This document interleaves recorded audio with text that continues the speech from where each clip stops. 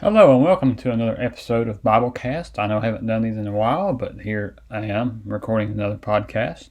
And today we're learning about overcoming trials and temptations. My text is James chapter 1. James chapter 1 beginning in verse 2.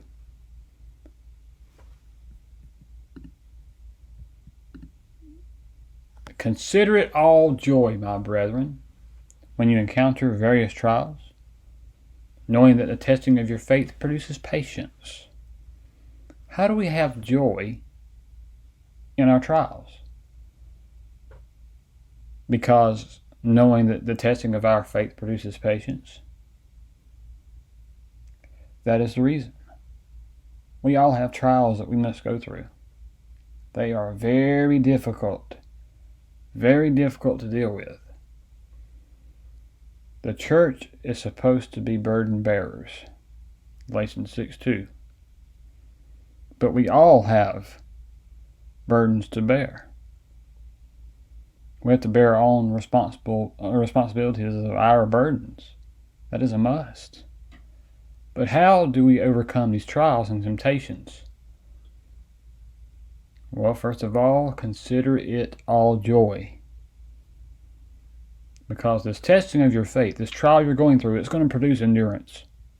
It's going to produce patience. This trial will help you prepare for the next trial. That's what our brother James here is telling us. Notice the next part of this. And let endurance have its perfect result. Why? So that you may be perfect and complete, lacking in nothing.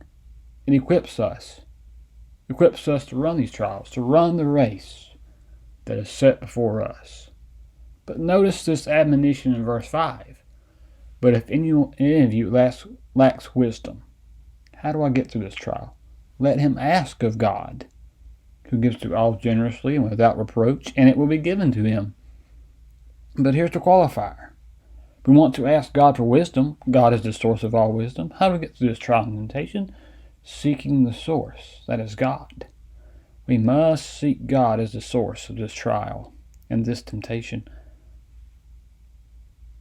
Verse 6 is the condition. But he must ask in faith without any doubting. Why ask God for something you doubt he can grant? Because it says, for the one who doubts is like the surf of the sea driven and tossed by the wind. It's back and forth. One minute he's faithful, and the next minute he doesn't know. For that man ought not to expect that he will receive anything from the Lord. He won't receive anything from the Lord. He's a double-minded man, unstable all in his ways. When we go through trials and temptations, we must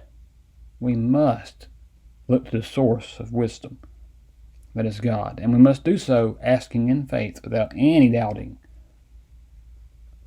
But notice this. Dropping down to verse 12, blessed is a man who perseveres, who overcomes under trial. For once he has been approved, he will receive the crown of life. We'll be victorious in the end if we persevere, which the Lord has promised. God has not stepped back from his promises.